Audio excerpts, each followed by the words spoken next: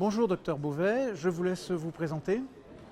Bonjour, je suis cardiologue à l'hôpital Lariboisière et je m'occupe du centre de réadaptation cardiaque qui se trouve au sein du service de cardiologie. Alors réadaptation cardiaque, c'est quelque chose où il y a des nouveautés qui passent parfois inaperçues et donc cette session avait peut-être l'intérêt de faire le point sur pas mal de choses. On est resté sur, en termes d'efficacité de la réadaptation, sur les données de l'étude Action HF il y a quelques années. Est-ce qu'aujourd'hui on a progressé? Est-ce qu'il y a des données nouvelles en termes de mortalité ou est-ce qu'on est toujours sur les mêmes données? Alors on est toujours sur les mêmes données, sachant qu'il y a eu plusieurs méta-analyses qui ont montré de toute façon l'efficacité de la réadaptation et actuellement la réadaptation cardiaque reste en classification 1 de niveau A dans toutes les recommandations, particulièrement concernant les patients insuffisants cardiaques. Donc il n'y a aucune ambiguïté là-dessus. Pas d'ambiguïté. Pas d'ambiguïté. Et en réadaptation, beaucoup de gens pensent instantanément, et moi le premier, réadaptation, vélo ou tapis.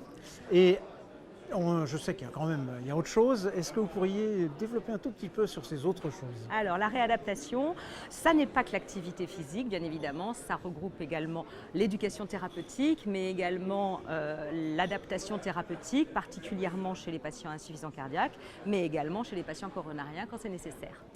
Et cette adaptation thérapeutique, elle est efficace? Est-ce qu'elle a été bien évaluée? Alors, pour la première fois, et là, c'était un des sujets qui a été abordé durant la session, l'étude ROMA qui a été organisée par le GERS et présentée par Bruno Pavy a montré qu'environ 40% des patients avaient des modifications de leur traitement durant leur passage en réadaptation, sachant que la majorité de ces patients étaient des patients coronariens et n'étaient pas toujours des patients insuffisants cardiaques. Il y a des raisons que ça se présente différemment chez les insuffisants cardiaques Il est probable que les patients insuffisants cardiaques bénéficient encore plus d'adaptation thérapeutique que les patients coronariens, chez lesquels les traitements reposent sur basique, c'est toujours bêta-bloquant, IEC, statine, aspégique, et que de ce fait, les modifications sont moins importantes, mais consistent quand même en 40% de modifications. Et est-ce qu'il y a de raison qu'il y ait une autre étude qui soit faite spécifiquement pour les insuffisants cardiaques ou on va en rester là? Autant que vous le sachiez, bien sûr. Pour l'instant, ça n'est pas en cours, mais c'est toujours intéressant de savoir ce qu'on fait quand on s'occupe des patients. Encore des idées de travail. De toute façon. Toutes ces études débouchent sur des recommandations. Donc aujourd'hui, dans votre activité, dans l'activité des médecins, des cardiologues de ville, il y a tout un pan d'activité qui repose sur des recommandations.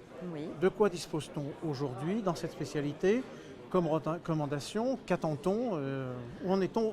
Quel état des lieux aujourd'hui? Alors, la réadaptation, il n'y a pas eu de nouvelles recommandations cette année. Il y a eu des recommandations concernant l'activité sportive chez le cardiaque. Et là, il est intéressant de noter qu'on élargit un petit peu l'activité sportive chez le patient coronarien et ça peut avoir un intérêt.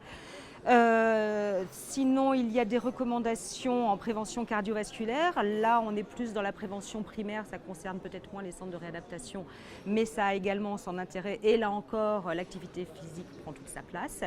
Et puis enfin, alors là, des recommandations qui ne sont pas encore publiées, mais qui le seront probablement d'ici la fin de l'année. Ce sont les recommandations qui concernent les modalités de l'épreuve d'effort, avec en particulier le fait d'utiliser de plus en plus l'épreuve d'effort couplée à la VO2 et également couplée à l'échocardiographie. Et c'est un vœu pieux ou c'est réaliste? Il y a des choses déjà qui sont en train de se faire. Marie-Christine Iliou nous a présenté des résultats concernant l'évaluation des patients en réadaptation avant et après réadaptation par un examen couplant épreuve d'effort avec VO2 et échocardiographie et retrouve des résultats tout à fait intéressants. Et je pense qu'on va s'en inspirer pour faire nous aussi des études dans ce sens. Le monde de la réadaptation est un monde qui bouge, on a l'impression, depuis quelques années. C'est vraiment des cardiologues actifs, ce sont vraiment des cardiologues actifs. Oui. Est-ce que c'est le mot de la fin? Qu'est-ce qu'on attend? Non, mais je crois que c'est ce qu'on attend encore. Non, on attend de continuer. C'est surtout ça. Je crois que le message qui était il faut entraîner les patients, qu'ils soient cardiaques ou pas cardiaques, maintenant est bien passé. Les centres de réadaptation sont débordés. On en est très content et on espère que ça va se développer, qu'on va continuer à pouvoir faire beaucoup de choses pour nos patients. Pas d'être débordé, vous êtes très content. Non, on est très content. Non, on est très content d'avoir du boulot. Non, on est bien d'accord. Voilà. Merci beaucoup. Voilà, je vous en prie. Merci à vous.